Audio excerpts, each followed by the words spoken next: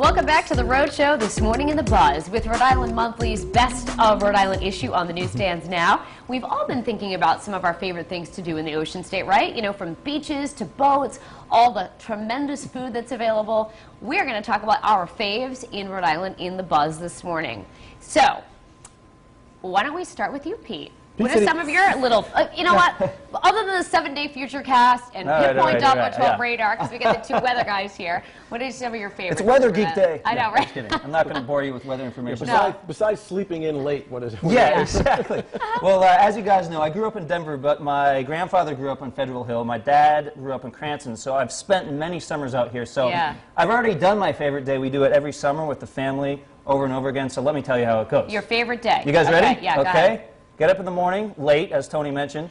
Then we drive down to East Matunic Beach, play in the waves. I body surf. I usually end up with rocks in my bathing suit because I'm not very good at riding the waves. And then here's the best part. On the way back, we stop in Narragansett, go to Aunt Carrie's. Best clam cakes. Love the clam cakes. I mean, not to diss any of the other places, but that's my favorite.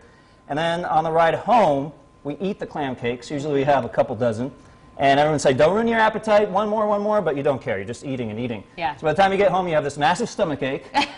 And then somehow, we managed to wolf down my aunt's spaghetti and meatballs, or my uncle's spaghetti and meatballs, despite all the clam cakes. All right, over in Cohasset. Yeah. All right. And then I watched the Red Sox game and pass out in an easy chair. That's the best. That's my Rhode Island day. All right, so Tony, I want to be Pete. What would your favorite day look like in Rhode Island if you could hit whatever you want in Rhode Island? I mean, I'm a native Rhode Islander, so I've lived here all my life, born here. My first trip to Block Island was probably 10 years ago. Isn't it funny? It took me a while to get there, too. So I finally get to Block Island, and I'm like, oh my God, this gem is 8 miles. We've been missing it. Is 8 miles off the coastline, and I mean, beautiful, obviously. Ballards, the national, ballards. A lot of stories about ballards we can't share. The National Hotel, the Mohegan Bluffs. There's a real nice inn called the 1661 Inn that I've stayed at. The food is terrific. The North Lighthouse, the beaches. I mean, it's just you know what's great about Block Island that's also kind of bad? My first time going there was during a 100-degree day last summer. There's no AC on the island, but for me that's part of the charm. You've got the ceiling fans, and you really enjoy the breeze of summer because we get so closed up, you know what I mean, being in the AC. All right, so here's my favorite day. The problem is that I would have to incorporate every single season into one day, you know what I mean, because there's so many things that I like to do that incorporate all the seasons. You're a busybody. You're like, go I know, here, go you know, I never stop. But I would start out with like a breakfast at the Country Kitchen in, I believe it's Greenville, Smithfield, right? That's a great little winter spot. You overlook the water there. Then I would probably have to go to Providence Place Mall, do some shopping, right? And that can be any season. I don't care. Then lunch. Where would I do lunch? I had this earlier. Oh, I'd go to the Hill. We'll go to Rhode Island Monthly and find out. Right. I'd pick up my Rhode Island Monthly, and then I'd read when I'm going to go for dinner. And then I would have to scoot to Block Island, like Tony said, on a summer day. And then I would have to take a fall walk through Roger Williams Park because, you know what I mean? Like, I would be like a spaz because it would be like changing seasons all day.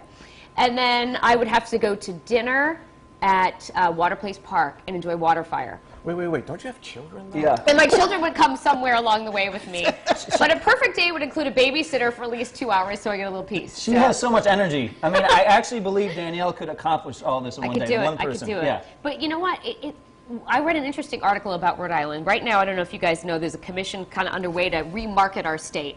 Because I think right now we sometimes have an identity crisis where people don't really know what we're all about. But one of the slogans they were talking about promoting was Rhode Island, so small you can do it all.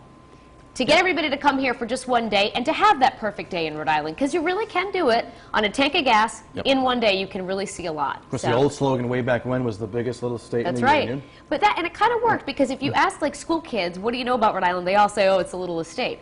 So if that's something that's recognizable, I think we got to kind of glom onto that, you know? I think it's a good idea. Hitch the wagon to it. So I think you just came up with another project with the other 8 million things that there you go. I'll add that to a couple minutes before midnight on my perfect day in Rhode Island. So I'm interested to see what some of our viewers think. I mean, what their perfect day would be like. What about you, Courtney? How would you start it? Well, I would start it in Cranston because that's where I'm from, and I like to spend my Saturdays there, even though I don't live there anymore. It's a small city as well, but lots to offer, just like our state. We have very positive viewers this morning, which is good to see. Everybody Everybody loves Rhode Island, and they're sharing different things that they do love about it. Let's start on the live blog on foxprovidence.com. And Jean says one of the best parts of Rhode Island is everything is within driving distance, and that is so true. And Tripp says the best parts of Rhode Island are its people, its restaurants, and of course, golf courses. And Joey B says the best part of living in Rhode Island to him is the weather, and that's true. We do get all 4 seasons here. We have a lot of comments on Facebook, but we will take a look at the poll today, and we say, what do you think is the best part of living in Rhode Island? The delicious food and restaurants,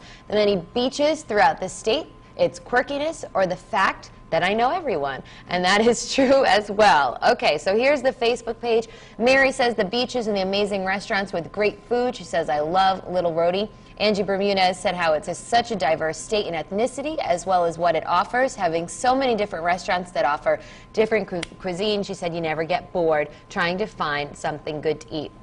John Cook likes to go to Iggy's, and Cindy Conrad said, no matter where my family lives, it's a short drive to be together. And as you can see, many, many more comments there, but we'd love to hear from some more of you at home if you're just rolling out from the party last night, and we'll see what you all say in the poll.